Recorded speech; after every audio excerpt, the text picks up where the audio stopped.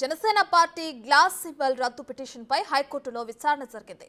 గాజు glass symbol కు తాము కేటాయించాలని రాష్ట్రీయ ప్రజా కాంగ్రెస్ పార్టీ పిటిషన్ వేసింది. అయితే ఇప్పటికే ఫ్రీ సింబల్ జాబితాలో గాజు గ్లాసు గుర్తును ఎన్నికల సంఘం పెట్టింది.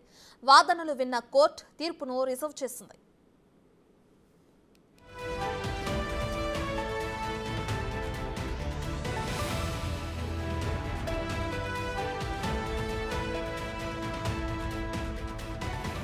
జనసేన పార్టీ గ్లాస్ సింబల్ రద్దు పిటిషన్పై హైకోర్టులో విచారణ జరిగింది. గాజు గ్లాస్ సింబల్ ను తమకు కేటాయించాలని రాష్ట్రీయ ప్రజా కాంగ్రెస్ పార్టీ పిటిషన్ వేసింది. అయితే ఇప్పటికే ఫ్రీ సింబల్ జాబితాలో గాజు గ్లాసు గుర్తును ఎన్నికల సంఘం పెట్టింది.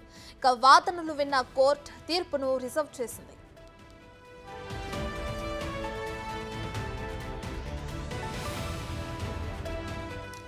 ఇదే అంశానికి సంబంధించి మరింత సమాచారాన్ని మా ప్రతినిధి శివ అందిస్తారు. సో శివ, అటు జనసేన పార్టీ గాజు గ్లాస్ సింబల్ తమకు కేటాయించాలని చెప్పి కూడా అటు రాష్ట్రీయ ప్రజా కాంగ్రెస్ పార్టీ పిటిషన్ వేసింది. అయితే దీనికి సంబంధించి హైకోర్టులో విచారణ కూడా జరిగింది. దీన్ని ఎలా చూడొచ్చు అంటారు? అంటే ఎన్నికలు దగ్గర పడుతున్నాయి, ఏపీలో ఎన్నికలకు ఎంతో సమయం లేదు. ఇప్పుడు ఈ విషయం వెలుగులోకి వస్తున్న క్రమంలో దీన్ని ఎలా చూడొచ్చు అంటారు శివ?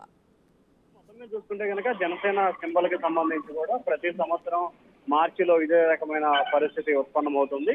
తాజాగా చూసుకుంటే ఎన్నికల సంఘం ఏదైతే జనసేనకు సంబంధించి గ్లాస్ సింబల్ ని ఫ్రీ సింబల్ చేసిన పరిస్థితి కనిపించింది. అంటే జనసేన ఎక్కడైతే పోటీ చేస్తుందో ఆ స్థానాలు తప్ప మిగిలిన చోట్ల కూడా గ్లాస్ సింబల్ ఎవరన్నా కోరుకుంటే తీసుకునే అవకాశం కల్పిస్తోంది.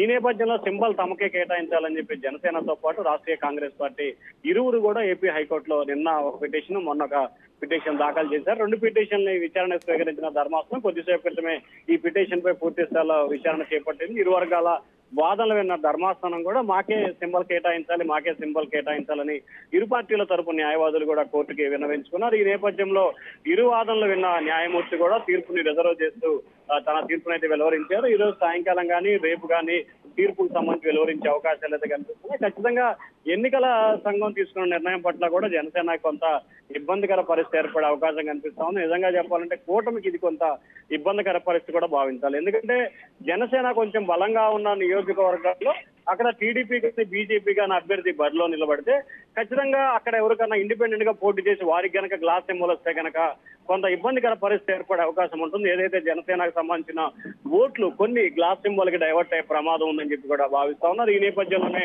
ప్రస్తుతం జనసేనకు సంబంధించి రాష్ట్రీయ కాంగ్రెస్ పార్టీకి సంబంధించి హైకోర్టులో పిటిషన్ వేశారు. దానిపై విచారణ ధర్మాసనం తీర్పు రిజర్వ్ చేసింది. హైకోర్టులో వచ్చిన తీర్పు ఆధారం చేసుకుని కూడా జనసేన అవసరమైతే ఉన్నత న్యాయస్థానం అంటే సుప్రీంకోర్టుకు వెళ్లే ఆలోచన కూడా పరిశీలిస్తుంది. Right, thank you Shiva.